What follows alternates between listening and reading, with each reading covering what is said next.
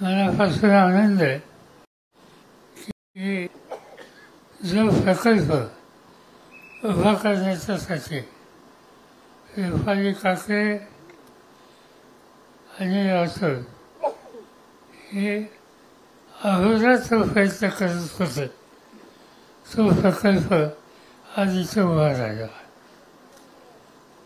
शेती आणि शेतीचं अर्थकारण याचा विचार केल्याच्या नंतर निवड शेती एक शेती ही गोष्ट परवडणारी नसते.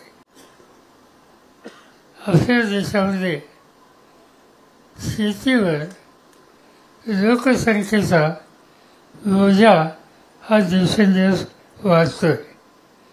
आपण स्वतंत्र झालो त्यावेळेला 80% लोक शेती करत होते हिंदुस्थानामध्ये. आज 54% लोक हिंदुस्थानामध्ये शेती करतात. याचा अर्थ तुमच्या समज होईल की शेतीवरचे लोक कमी झाले. हे खरं नाही. 80% लोक शेती करत होते तेव्हा भारताची लोकसंख्या 35 कोटी होती. 35 ते 80 आणि आज 53-54 कोटी ही किती लोकसंख्या वाढली याचा विचार करून तुम्ही कॅल्क्युलेशन करा. शेतीवर हा बोजा वाढला. बोलत असताना त्यांनी सांगितलं की मावळामध्ये उद्योग आले. उद्योग हे मावळात आले, अनेक ठिकाणी आले. पुणे जिल्ह्यातच माझ्याकडं तुम्ही लोकांनी राज्याची सूत्र दिली होती त्या काळात.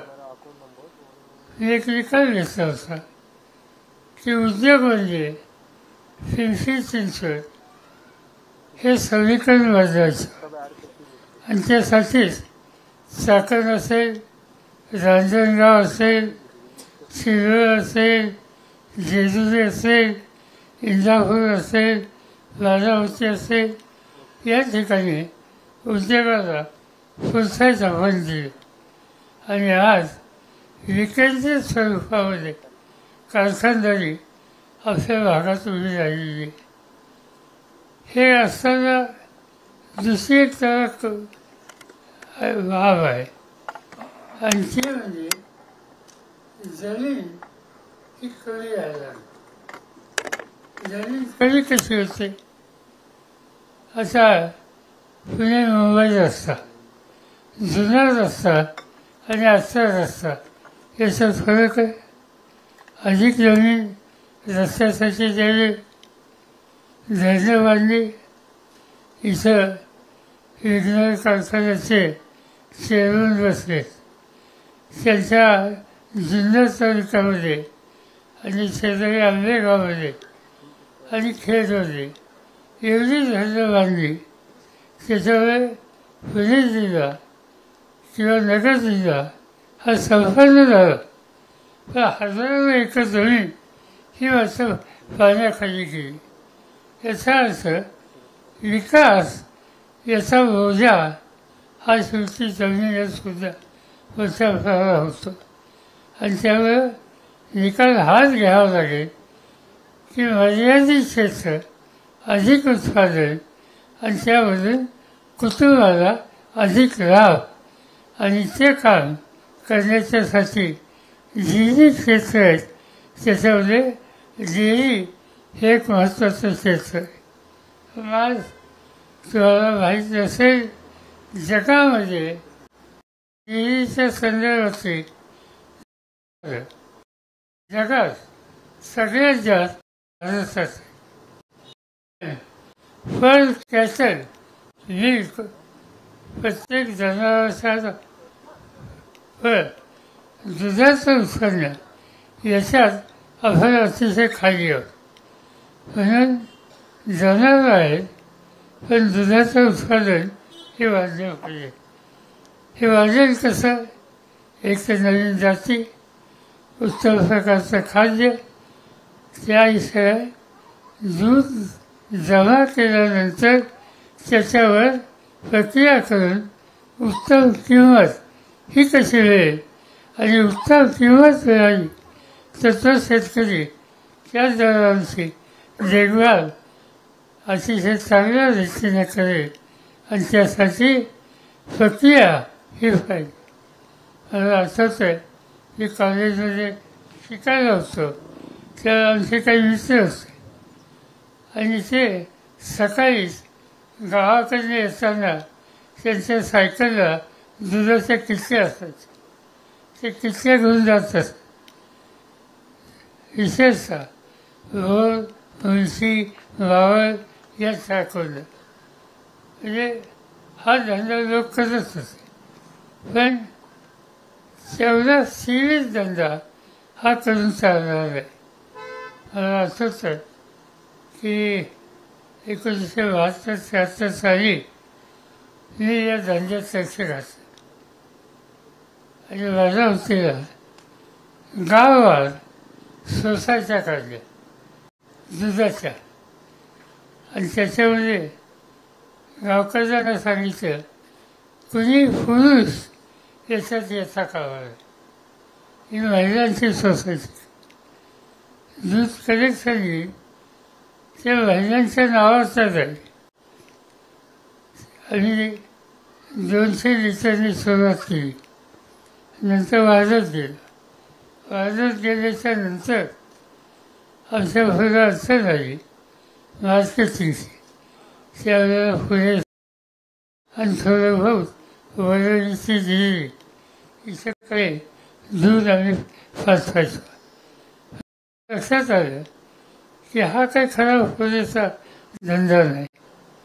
मग मी जगाच्या काही देशात जाऊन या क्षेत्रात काय चाललं आहे याची पाहणी केली आणि एक टेक्नॉलॉजी आणली. काही लोकांना घेतलं आणि माझ्या वतीला डायनॅमिक्स नावाची कंपनी उभी केली. आज त्या ठिकाणी 1,00,000 लिटर दर दिवशी कलेक्शन आहे. त्याच्यावर प्रक्रिया केली जाते. त्याच्यापासून पावडर केली जाते. पावडरीच्यापासून अनेक प्रकार तयार केले जातात आणि हा शेतीला एक हा व्यवसाय आज त्या भागात लोकांना मिळाला. लोकांचं जीवन बदललं आणि भगिनी मेंबर केल्या. एक पद्धत अशी ठेवली की पुरुषाने दुधाचे पैसे जे घरात येतील त्याला हात लावायचा त्याच्यासाठी आणि डेबिट कार्ड काढलं आणि लोकांना दुकानदारांना सगळ्यांना सांगितलं की या डेबिट कार्डवर या भगिनीला काय लागेल ते तुम्ही द्या. या खेळाच्या आमच्या भगिनी डेबिट कार्ड घेऊन जे काही लागतात ती खरेदी करतात.